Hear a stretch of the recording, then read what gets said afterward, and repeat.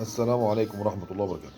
احنا عاوزين بس نقول نصيحة مهمة جدا لكل واحد عاوز يخش مجال تربية الدواجن من الشباب اللي ناويين يعني يشتغلوا لسه أول مرة ولسه ما عندهمش خبرة والكلام ده كله.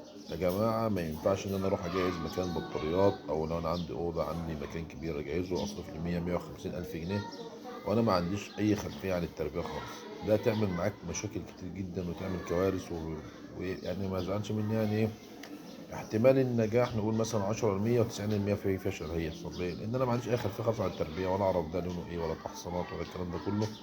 فانت كده بتحكم على المشروع بتاعك بالفشل من قبل ما تخش. الاول يكون عندك مثلا حد يكون شغال، او انت حد عارفه جنبك تساله او تستشيره وتبتدي تشتغل تربيه ارضي. وزي ما بنقول كده نطلع السلم درجه درجه.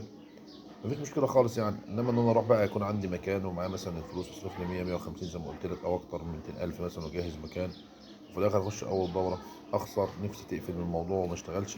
فده ما ينفعش. انا ما بقولش انك تبقى انت انسان يعني محترف زي ما بيقولوا يعني، لا لا، يبقى عندك يعني زي ما بيقولوا الاساسيات يعني. عارف احط العلاج ازاي، هستخدم الادويه ازاي، عارف الكوكسيديا الكوليستريديا، الامراض اللي هي البكتيريه العاديه، معاك حد بيدلك واشتغل في كميه بسيطه بحيث ان انا برضو لو اتضريت ما اتضرش جامد يعني، ما اتعورش زي ما بيقولوا جامد. أو مره في مره في مره، الشغل كلنا بدانا كده. انا اول ما ربيت 100 150 في بدرون يعني، ما اروحش ربيت في مزرعه ولا حاجه يعني.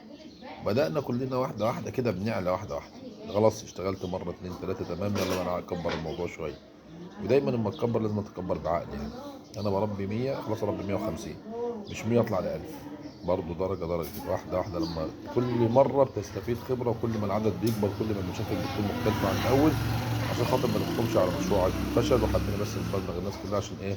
ربنا يصلح حال الجميع وربنا يرزق الجميع. سلام عليكم.